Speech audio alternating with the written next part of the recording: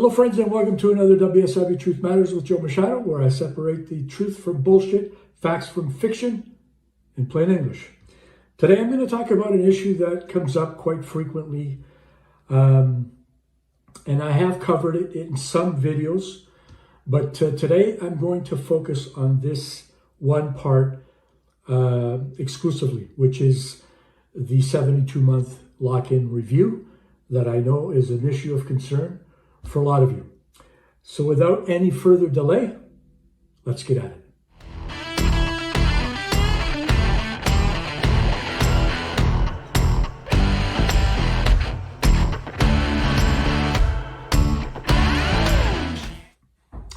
And we're back. Friends, so as I said, this is an issue that comes up quite frequently. I get people asking me all the time, what's the 72-month lock-in review or the final LOE review? How does it come about? What can I do to address it?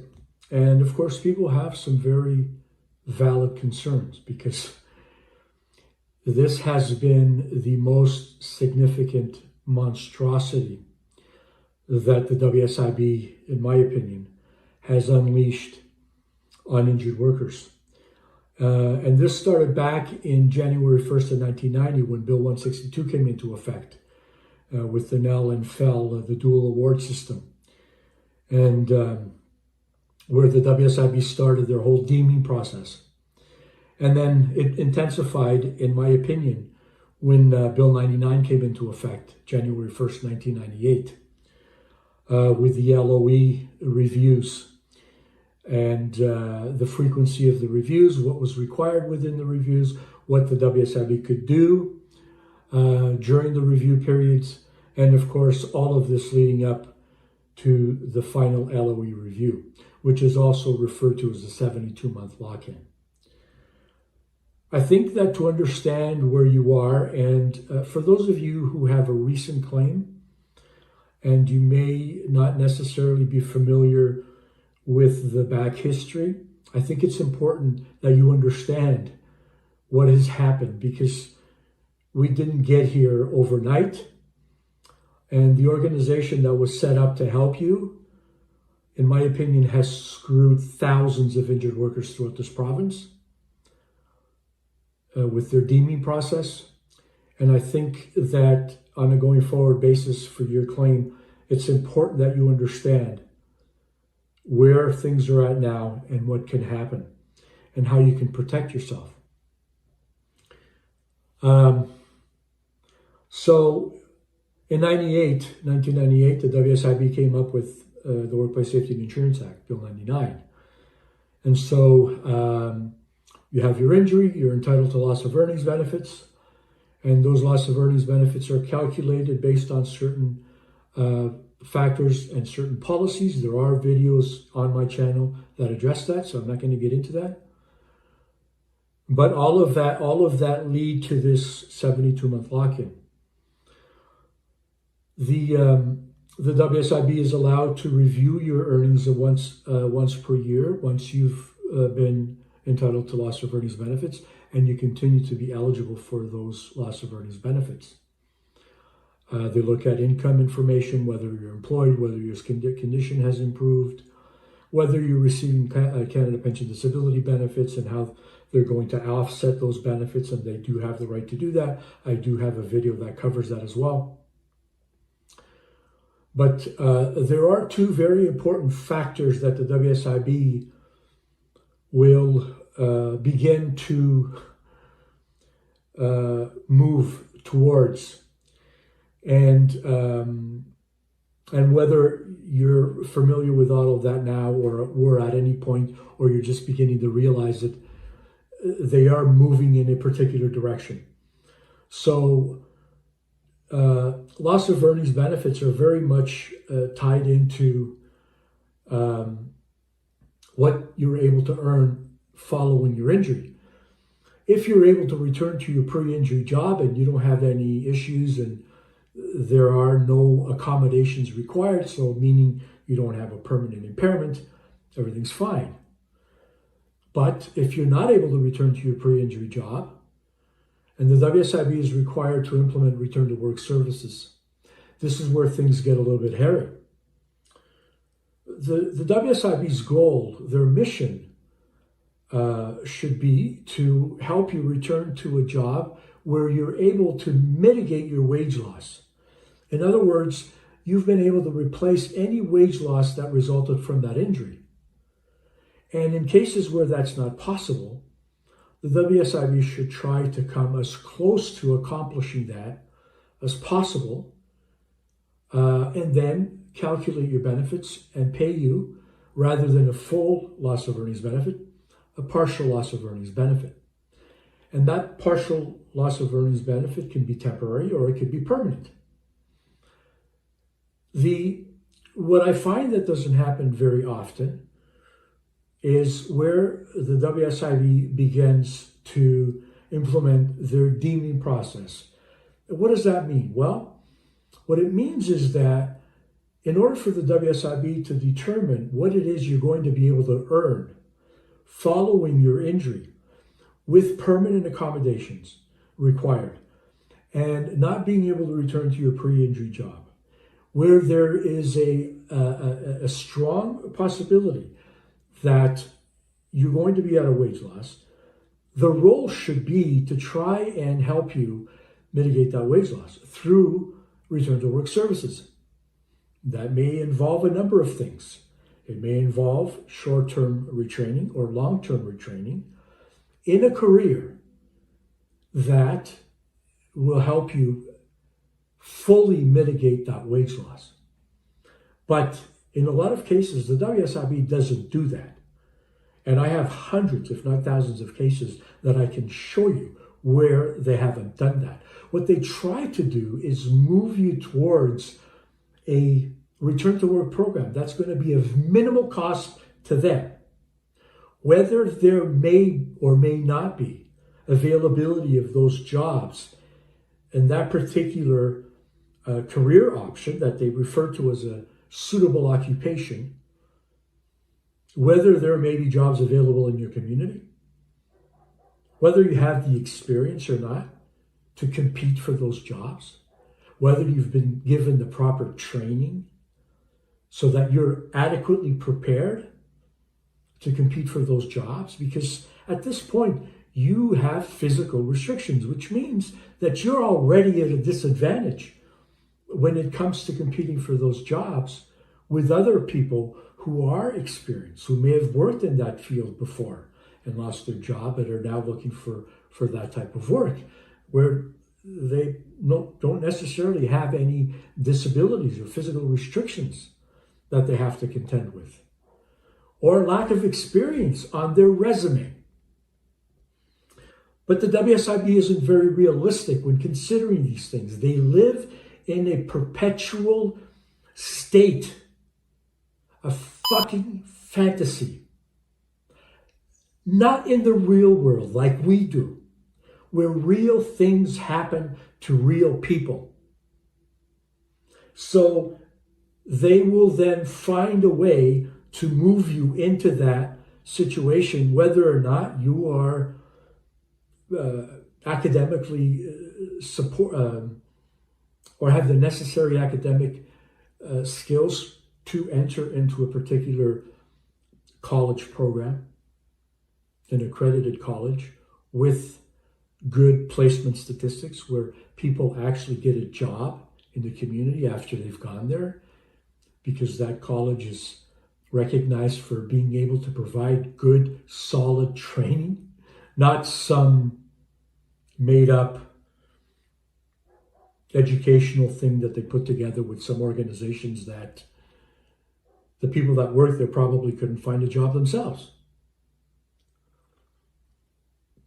And yes, I know that I'm pissing off a lot of people by saying this, but I don't really give a fuck.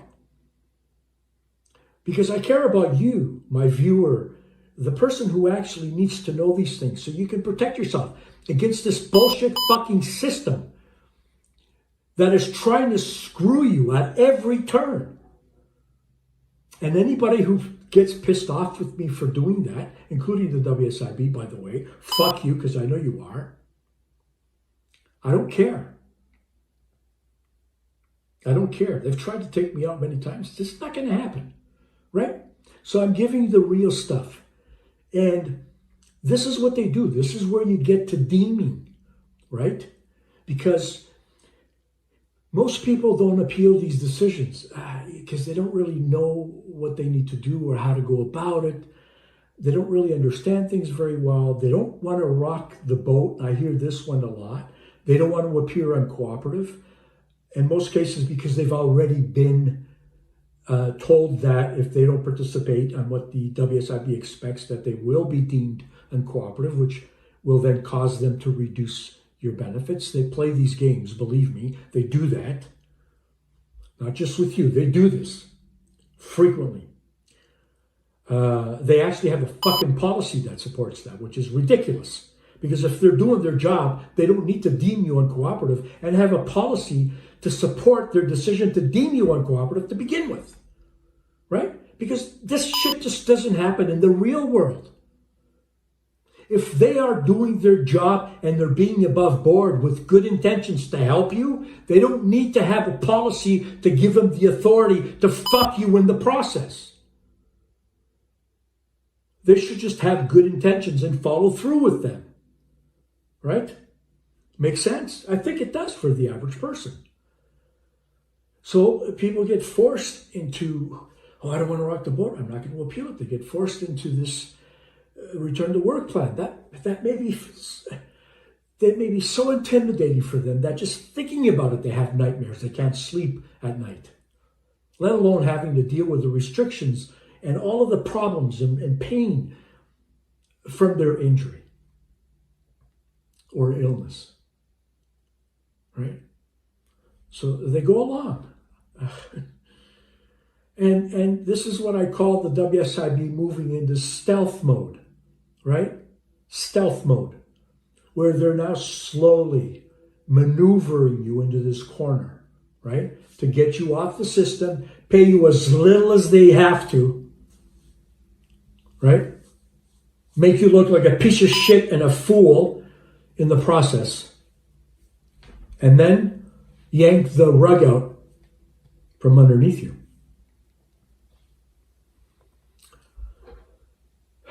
It's sick. For somebody like me who's dealt with thousands of claims over the last 30 plus years, and I've gone through every major legislation change and every policy that has come out, and I see this bullshit, right? People sticking their fingers in your eyes when you can see that you're getting screwed. It's just, all right, this is their stealth mode. And then part of that stealth mode is that when they created appeal time limits for decisions concerning return to work, they only gave you 30 days to appeal a decision. Whereas every other claim-related decision that they make, whether it be for your loss of earnings, whether the loss of earnings was calculated properly, whether healthcare benefits should be provided, what type of healthcare benefits, and how much and all that. And you know how I feel about that. I had videos on that as well, right? Because they stick their fucking fingers into every aspect of your claim to try and screw you over, including overruling your doctors. They give you 30 days to appeal a return to work type decision, whereas everything else, it's 6 months. Why is that?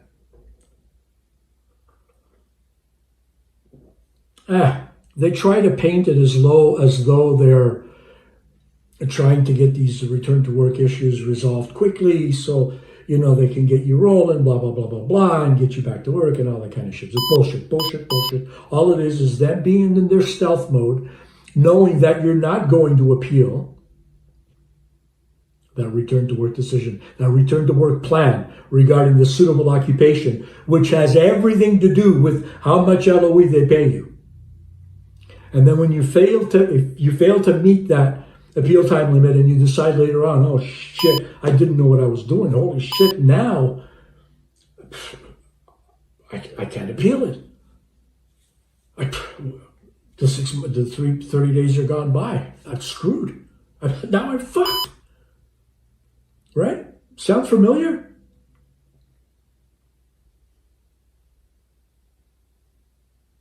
And then they have the audacity, right,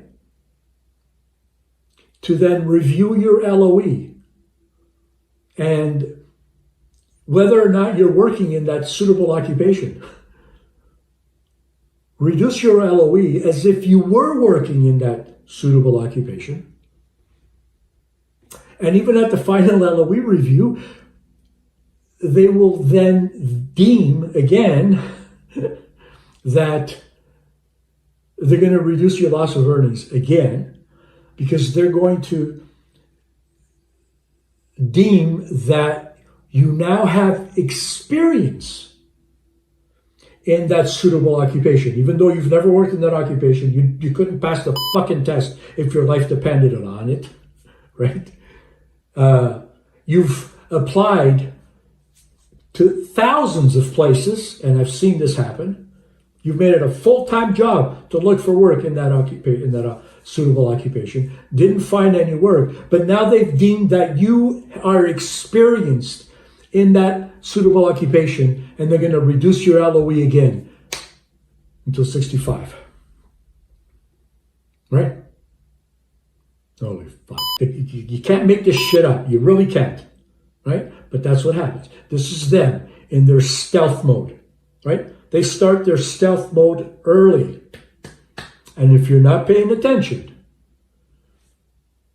you're watching this video right now and you're probably going, I'm assuming your blood is probably boiling right now. Probably far more than mine is. And you know how agitated I get with this kind of bullshit. Your blood is probably boiling right now because you are realizing that you got screwed by this bunch.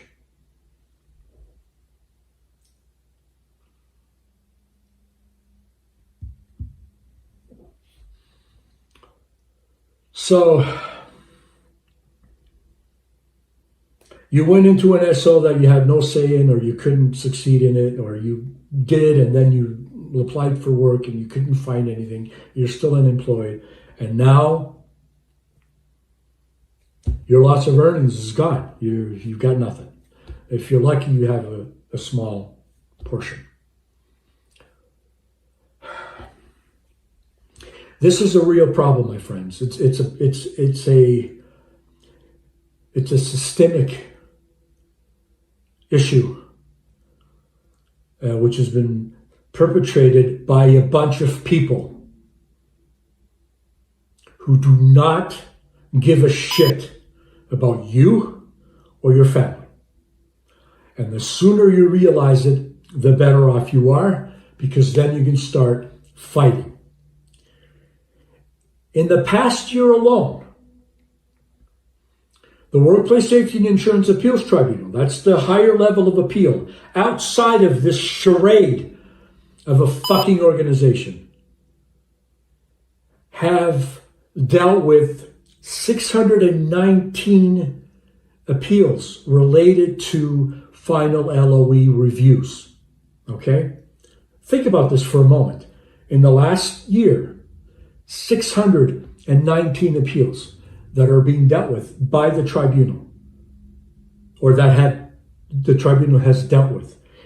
These are just the ones who have appealed and have gone through the process, because I can tell you that there are a number that are going through the process that have either not hit the tribunal yet, or that are in the initial stages of the tribunal, that may number in the hundreds, if not thousands.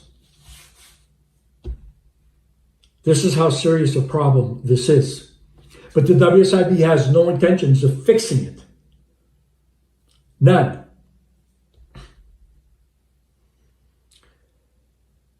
So what do? You got to take matters into your own hand. If you have a recent claim, so in other words, you have a claim in the past week or year, and you're going through this process of return to work, and the whole back and forth with the WSIB, they're forcing you to return to work, even though your doctor says that you can't, and yada, yada, yada. But if you are in this process right now, and you're not one of the individuals who are watching this right now who did not appeal, where the appeal time limits have gone, we do have a way to try and fix it. There are no guarantees, but we do have a couple of things that we've been working on to try and fix this. But for you right now, you need to appeal every decision the WSIB makes that is not in your favor. Every decision. Don't be afraid to rock the boat or whatever. Fuck them. Appeal every decision that they make that is not in your favor, regardless of what it is. All right? That's the first thing that you can do to protect yourself. Some of the decisions would be your case manager trying to overrule your doctor to push you back to work or to participate in a return to work plan when your doctors are saying that they don't recommend it.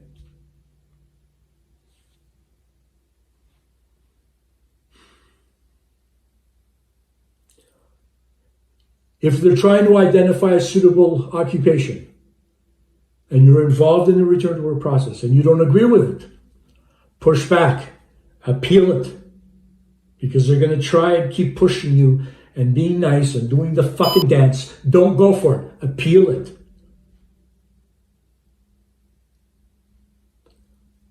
If they're trying to deem you uncooperative and they're threatening you that they're going to reduce your benefits or take away your benefits, appeal it. Make sure you appeal it. We have put a special link in our website. The web address is here. It talks about understanding the WSIB appeal process. And there's a flow chart, which is easy to understand. The process, what to do, how you can protect yourself. Review it. Go through it. It's free. It's not going to cost you anything. You don't have to sign up for anything. You don't need to get our services. None of that. You don't need to do anything at all. You can just go there, view that information, look at whether or not it's helpful for you, and inform yourself. You don't need to do anything else. I'm not trying to sell you on our services. We have plenty of work, and plenty of work to refer to our preferred legal providers. These are lawyers and paralegals on our network that can handle appeals if that should be required. Okay, so we've got more work than we need. It's not to say that we can't help you, but the distinction that I want to make here is you can go visit that, look at the flow chart, look at the information on there so you know what to do, and you can then leave and never come back again, and that's fine. I will be happy if you can use that information and you never need our services. Believe me, I will be extremely happy for you for having been able to share that information. Like I've shared over 179 videos of information on this channel. It's free to help you, right? We do have services we provide for those who require hands-on help. And there's a fee for service for that. I've always been upfront about that. And you can decide whether or not you want some of that as well. But there's no obligation whatsoever. Right now, I just want you to protect yourself against this massive injustice that is taking place with injured workers. That the WSIB is moving in their stealth mode to screw people out of what they're entitled to receive. And yeah, I mean, they don't like what I say, but fuck them, I don't really give a shit.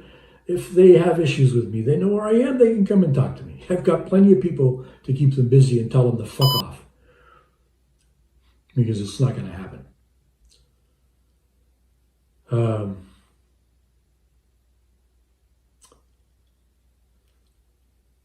WSIB is required to do their final LOE review or to start the process in the 67th month after your claim was started. So they have about 5 to 6 months to prepare for that final LOE review, gather information, right? And they have two instances where the law, the Workplace Safety and Insurance Act, allows them to defer that final LOE review. And those two instances are very straightforward. One of them is if you're still involved in a return to work plan, in other words, retraining, that hasn't been completed at the 72-month lock-in review, they can extend it or defer the review for up to 24 months. Or if you're involved in a medical rehabilitation program that they're paying for, but your condition hasn't yet reached MMR, or there has been a deterioration in your condition, and they can defer that review for up to 24 months. Otherwise, they're going to make that decision. So it becomes more critical for you to make sure that you appeal any decisions that they are making about that 72-month lock-in, including the 72-month lock-in decision. Whether you know what to do or not, in terms of proceeding with an actual appeal, that's something we can help with, and we have many experienced lawyers and paralegals who can do that. But again, the key is to appeal it, to protect your rights to appeal it. As soon as you protect your rights to appeal it, they can never take it away from you. You can decide that you want to move ahead with an appeal in 3 years, 5 years, or 10 years. They can never take away that right from you. So appeal it.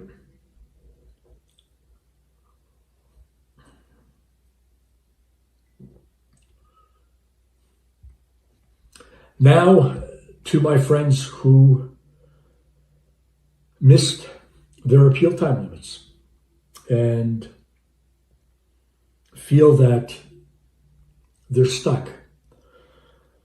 I'm not going to lie to you. You probably are. You may be in a very difficult position. However, there are two things that can be done depending on whether or not your circumstances fit that criteria. One of them is to request a reconsideration of a prior decision made by the WSIB. Some of them will have you believe that you can only request a reconsideration of the most recent prior decision. And I can tell you right now, that is bullshit. Okay? I'm going to restate that for emphasis. Bullshit. Section 121 of the Workplace Safety and Insurance Act authorizes the WSIB to request any decision previously made by it. Any decision, not just the most recent previous decision, any decision previously made by it. It can reverse, amend, or revoke the decision entirely. You've heard me talk about Section 121 and the different aspects of Section 121 and who can conduct reconsideration decisions. I'm not going to go into details here now. You can go back and watch that video. But that section of the law is available to you to exercise it, but make sure that your reconsideration request is well written. Because saying or asking them to revisit or reconsider a decision just because you don't agree with it, not going to cut it. It's a waste of time, right? So make sure that it is well written and that has all of the different factors that could support your position. And I have handled hundreds, if not thousands, of reconsideration requests over the years. Some will write a letter and say, well, I don't agree with this decision because of this section of the act, because you did this or that or the other thing, and then that's it. Okay, that's just being lazy. There's a lot you can do. You can provide jurisprudence, tribunal jurisprudence. You can reference tribunal medical discussion papers. You can provide case law. There's so much. It takes time. It takes elbow work, you know. But a lot of people, they like the low-hanging fruit, meaning the easy cases. They take their percentage and off they go. Okay. So a well-written reconsideration request can be extremely helpful. The other one is I started to assemble a list of individuals for our class action lawsuit initiative to challenge the WSIB's systemic use of the deeming process. And it's a steep hill to climb, and we're not sure whether such a class action would ever be approved by the courts. But we're going to make a very strong effort. And so we have a number in mind in terms of the number of potential plaintiffs for the class action, so that when we go to the courts and file an application, they can look at it and say, holy shit, this is a systemic issue. We need to address this. Because if you leave it for the politicians or the WSIB, it's never going to happen, my friends. Never. They have no interest in changing that. So you can register. Just go on our website, WSIBsettlements.com. It's right here. And you can register for the class action lawsuit. So if you've had an injury and you were paid a reduction of loss of earnings benefits, or a reduction of future economic loss benefits based on a fictitious suitable occupation, or as they called it before Bill 99, suitable employment or business, then you may qualify to be put on that list. And just so you know, there is absolutely zero cost for you to be on that list, contrary to what some people say. And yeah, I have, you know, I started in business over 30 years ago. I'm an injured worker, right? I was 17 at the time. I mean, I started in business to help injured workers. And the WSIB has done everything. As my company grew and we cost them hundreds of millions of dollars, and we were getting large, and they tried everything they could to get rid of me. And in many instances, costing me thousands and millions of dollars while they did that. So it happened, and that's just how nasty they are. But the thing is they've never been able to do that, because I am here to help injured workers. Until my dying breath, I'm here to help injured workers. And I don't go on some of these Facebook or social media groups where the WSIB has its trolls. And they're out there, believe me, in full force. The trolls, you know, the anonymous participants, and the ones who have these grandiose ideas about what should be done, but are afraid to actually mention their name. And so they comment, you know, it doesn't matter, right? The problem is they suck people in who actually claim that they're trying to help injured workers, that they actually give a fuck, right? And then those people decide that, hey, let me try and tear down those who are actually doing something, right? Because the WSIB doesn't do enough of a good job, so let me jump in that process, right, to kick them down, right? You know who you are, right? It doesn't matter. If you want to live with the trolls and follow the trolls, so be it. Anonymous or not, we all have a purpose to fulfill. And if that's yours, to be a piece of shit disturber, to claim to want to help people and fuck them in the process instead, then you can wear that proudly. Make a t-shirt with it on it.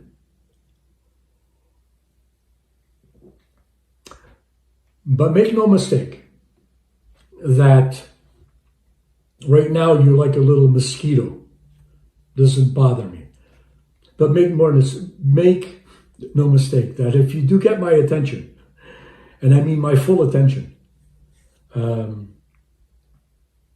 I have those that I can direct to make sure that the matter gets dealt with swiftly. Because the WSIB's tried it, you can try it, but be prepared. Giving you information that I think will help you is it gives me an immense sense of gratification and an immense sense of accomplishment. And I get the hundreds of texts and emails from viewers, from subscribers, thanking me that I was somehow able, or one of my videos, or a topic that I covered, was able to help them, right? And that's my purpose. That is my purpose. I really hope that you can take this information, take action for yourself to protect yourself and your family, because hoping that it's not going to happen does not work. It doesn't. You have to take action. If you have someone in your life, or you have a representative you're dealing with and you trust them, they're able to do that for you, do it. By all means, do it. If you need help, we can do that as well. But don't heed this. Don't ignore this warning, because it's serious. What they're doing to people is serious, and it needs to stop. All right, my friends, as always, I enjoyed imparting this information with you. As you know, I can get pretty animated. Went off the topic a little bit there, but some people need to know, or they need to be put in their place. But there's a lot more content that I have to talk to you about to help you. And of course, as you know, there's over 170 videos on this channel. And all I ask is that if you like the content, give me a thumbs up. It helps with the algorithm to share and to get more people to watch the videos. And please share the channel or the videos with someone around you who you need or who may need help. Don't sit back and allow things to happen. Be proactive and help others as well if you can. And if all that means is that you subscribe to the channel, which helps me to grow the channel, and share this with others, you can have a tremendous impact on someone else's life right now. Because remember when you first got hurt and how you felt. All of that sense of insecurity, those questions, that turmoil of whether you'd be able to go back to your job, and was the WSIB being honest and upfront with you? Were they trying to help you? And all of those, remember that fear, that position you were in? Somebody else can be in that position right now, and you can help them. All right, my friends. So anyway, recently we launched our preferred legal provider program. It's been a tremendous program, and the WSIB has no idea what's coming at them.